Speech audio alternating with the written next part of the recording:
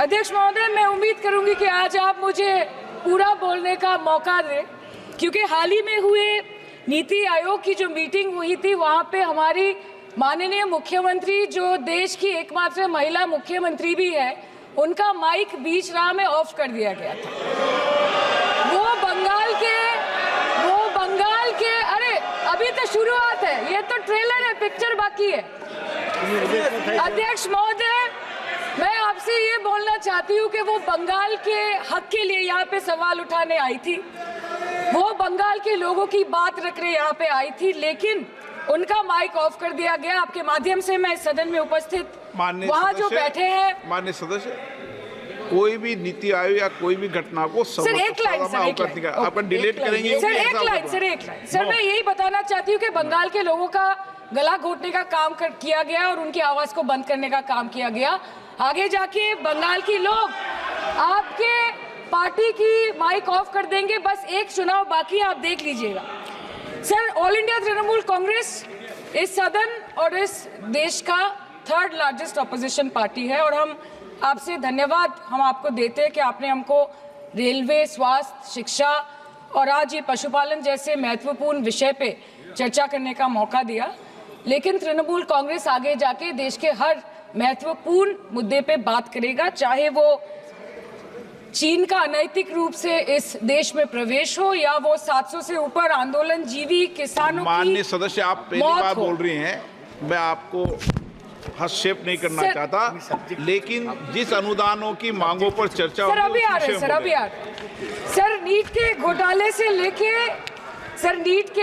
से लेके जीएसटी के बोझ तक, एयरपोर्ट की छत टूट जाने से लेके रेल पटरी से छूट जाने तक, तृणमूल कांग्रेस के सदस्य, हर सांसद देश के हर गंभीर मुद्दे पर चर्चा करेंगे। बस यही आपको बोलना था।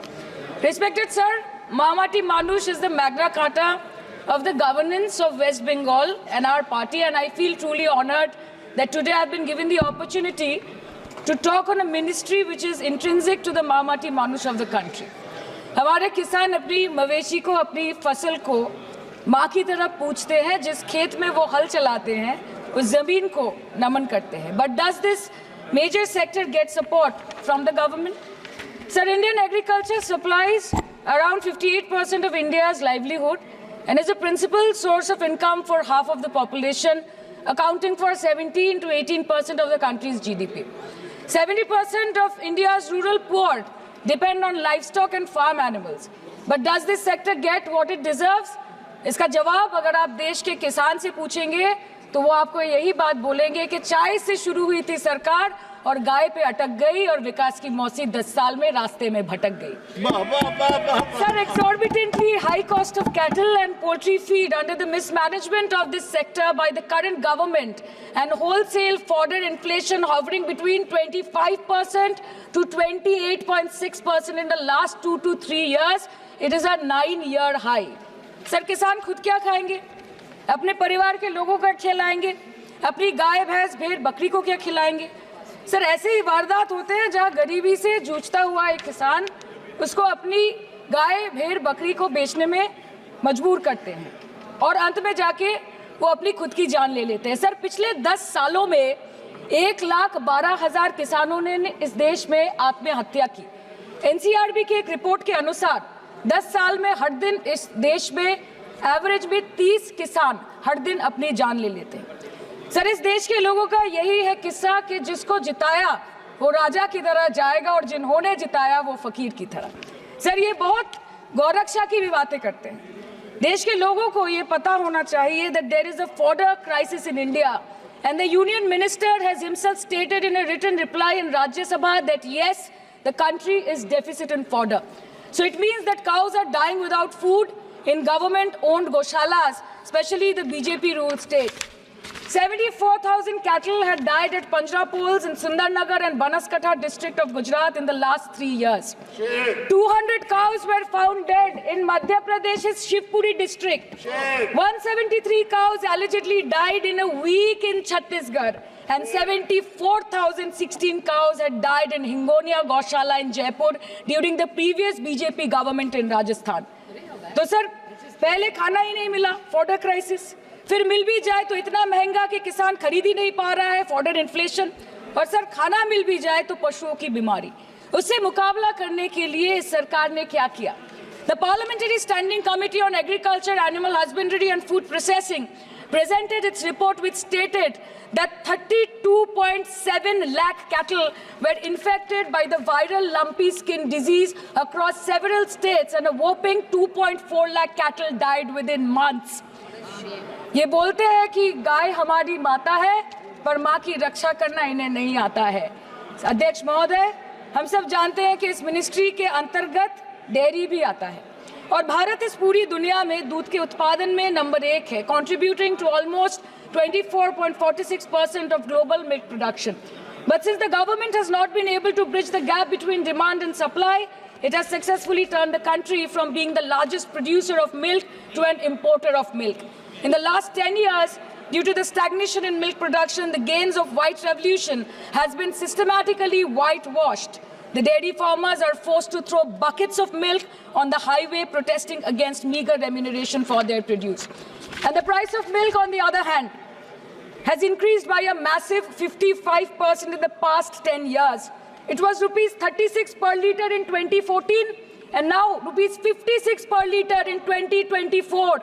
When this government came to power, the first thing the milk producing companies regulated by it did was to increase the price of milk by rupees 2 per litre. This was their revenge on the people of India for not providing a majority to the BJP. आम आदमी के दूध, छाछ, लस्सी, दही, पनीर पर 5% की GST, cream, condensed milk, मक्खन, घी पर 12% की GST और अमीरों के हीरो पर सिर्फ 1.5% की GST। सरकार उनको रिलीफ नहीं देती है जो विदेश में जाके मिल्क शेक और लाते की चुस्कियां लगाते हैं। ये सरकार उनको रिलीफ नहीं देती जो आम आदमी 2 पैकेट दूध खरीदने से पहले 10 बार सोचता है। सर, बचपन से हम सुनते आए थे कि संडे हो या मंडे रोज खाओ अंडे। India rank 2nd in egg production in the world. और अंडे का फंडा यही है सर कि भारत के बच्चों के किस्मत में महीने में एक अंडा नहीं मिलता। मिड डे मील के चलते हफ्ते में अगर एक आध अंडा मिल भी रहा था तो कहीं धर्म के नाम पे तो कहीं महंगाई के चलते उसे बंद करने की मांग उठ रही है। Sir, more than 50% children under the age of 5 suffer from chronic malnutrition in the country and roughly 17% children are underweight, and yet most BJP ruled states do not serve eggs in midday meal scheme. This is the example of Poshan Kal in India. Sir, अंत पे आते हैं मच्छी पे। आप लोगों को ज्यादा पसंद नहीं, पर हम क्या करें, हम तो माछे भाते बंगाली है, हमको तो बोलना ही पड़ेगा। And not to forget that 2.8 crore fisher folk are employed directly in catching fish in the country and millions are employed in the value chain of selling fish and aquaculture. India stands 3rd in the world in the terms of fish production, contributing to 8% of global fish production and ranked 2nd in aquaculture production. The PM talks about blue revolution, but this government has allocated only 0.045% funds out of the total budget for the flagship scheme, Pradhan Mantri Matsya Sampad Yojana. Even after this meager allocation, they did not utilize 39% of the funds, and in 23-24, they did not utilize 24% of the funds allocated.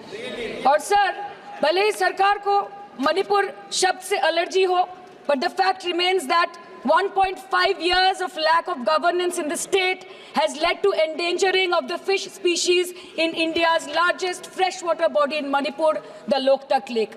So the government has to generate employment opportunities, investment in areas such as exports, post-harvest processing, and import substitution.